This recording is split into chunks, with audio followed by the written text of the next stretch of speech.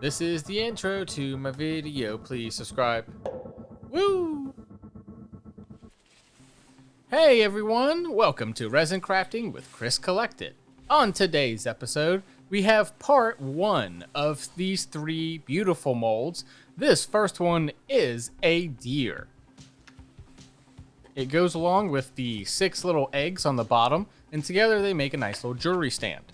As well with this 11 by 4 inch tray mold. Make sure to check out my unboxing life and you can see me unbox these resin molds. Yeah, as you can see here, it's like a little half eggs, and it becomes a thing to hold your jewelry in. Alright, so today we have a new resin. We have Let's Resin epoxy resin. This is a 1-to-1 resin. I have 1 gallon of it. At the end of this gallon, I will switch over to doing Eco Pour.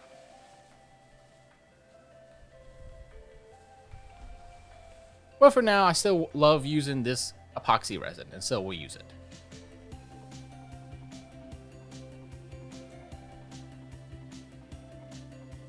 I forgot to water test these ones, so I didn't really know how much they were going to take. But, you know, if you've seen my channel a bunch, you've seen that I had some bad experiences with it overflowing because I just put too much resin in. So I decided it was only going to be 200 of A and 200 of B. So a total of 400 mils.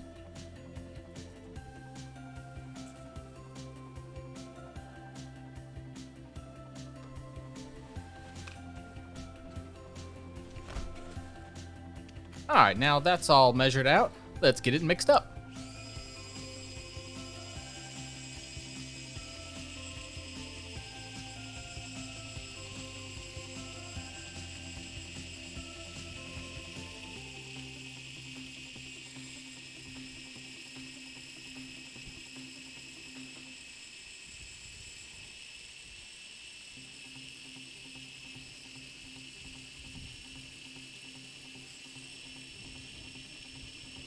What do you think about these 2 camera angles? I think I'm getting a pretty good handle on it. Make sure to comment below if you like anything else, a little different, or any changes or anything.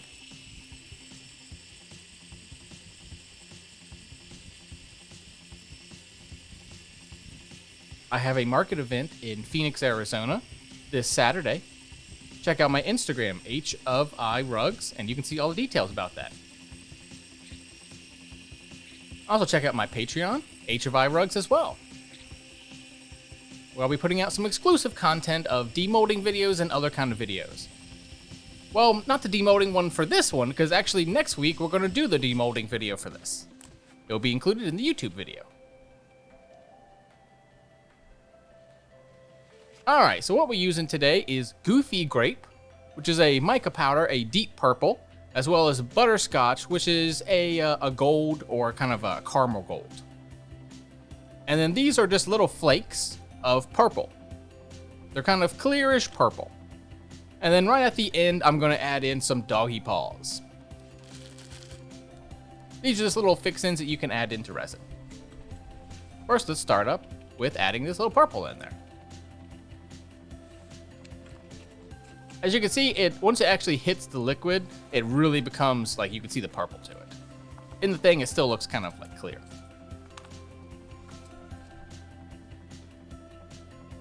I just wanted a little bit of this, just to add a little bit of, a shine to it. But I assumed the Goofy Grape was going to overwhelm it.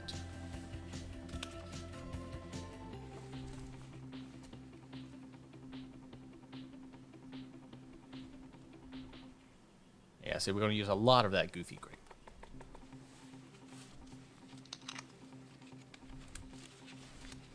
Now this, right here, was a mistake. So yeah, story time. So I thought this would be a good idea because I was like, oh, I'll just be able to mix it up really fast. Unfortunately, when I did that, as you can see, it is starting to work, right? But then I looked at it and I'm like, it's awfully chunky. And I was like, I didn't know what to do. And at first I was just like, okay, let's spin it around. Let's try to get it going. And I'm like, let me check it. And look at that. I would say half of the stuff is still on it. So if you know what the word hydrophobic means, it means that something that is a solid like that, when it goes really rapidly into a liquid, it happens to, well, look at underneath of it, it's actually dry still. The powder underneath that was dry still because it had clumped up and it just never really mixed properly. So unfortunately, I didn't get the exact rich color that I was looking for because so much of it ended up on the little spoon there. Well, that's all right. You know, that's the thing about resin crafting is sometimes you just get a little chaotic, you know. But I learned a valuable lesson to not do that. Normally, I don't even put my color into this one. I usually put them into smaller containers, but I was just like, you know, sometimes you're just in a rush and you're just like, oh, I'll just do it this way. Look at that. It's still so much of it on there. So eventually I just cleaned it off and tried to do best what I could. Now let's get to pouring.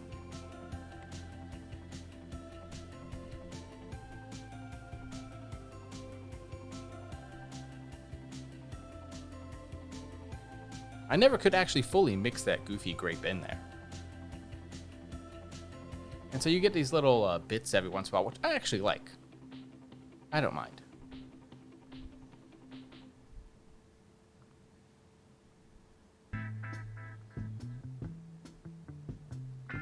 This is an interesting mold to pour, because the face is so deep, but then the rest of it is so shallow. So you go in really fast and then really slow, really fast, really slow.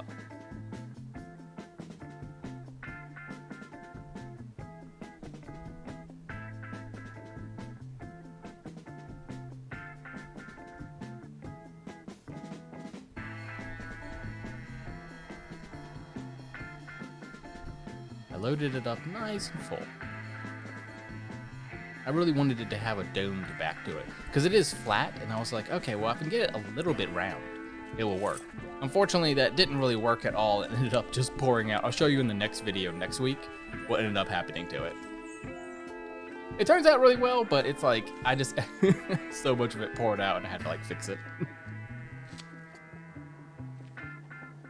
As you can see, I stirred it up again and tried to get even darker, get that nice dark purple that I was going for.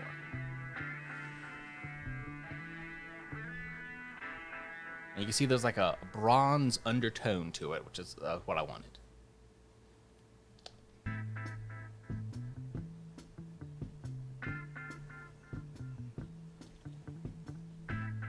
Alright, so this one is going to be a two-part video, so next week make sure to check out the rest of it. Part of the reason for that is because we were only going to be putting this purple on the outside border, not on the flat part. The tray would have taken more than 400 mils just by itself. So I was just like, okay, let's just do that way. That way it looks like a three-piece set.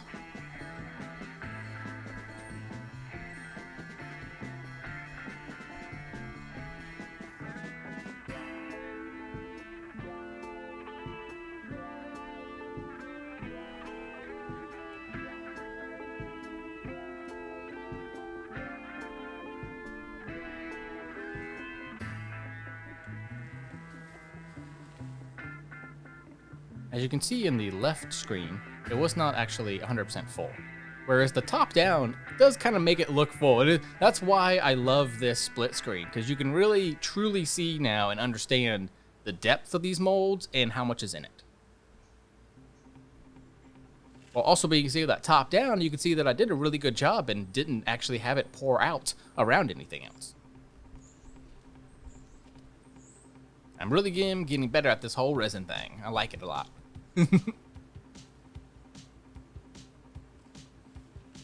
Okay, so now we're just gonna finish up.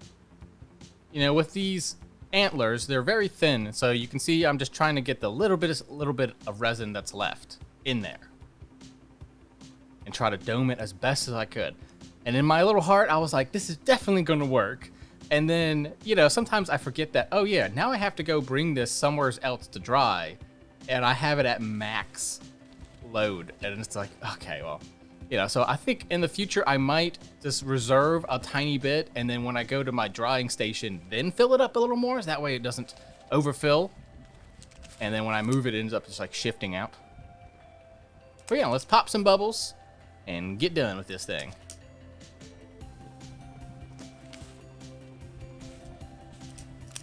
And as you can see, the deer is not a great mold in the sense that it cannot hold itself up. If you notice, the base of it is actually on the tray mold, and without that tray mold, I mean, I would have had to get something else underneath of it. It's just not very well designed. It needs a ton of supports underneath of it. Fortunately, they only gave me that balsa wood and nothing for the base of it. So I ended up being like, oh, this tray mold actually is the perfect height for it. So weirdly, you always see me do the deer and the tray mold probably at the same time there. All right, so I went in and added in those little doggy paws, and they will sink to the bottom. I was trying to get them to be, you know, a little bit all over the place so you can see me just moving them around here. But unfortunately, you know, as resin does, it tends to pull towards the center.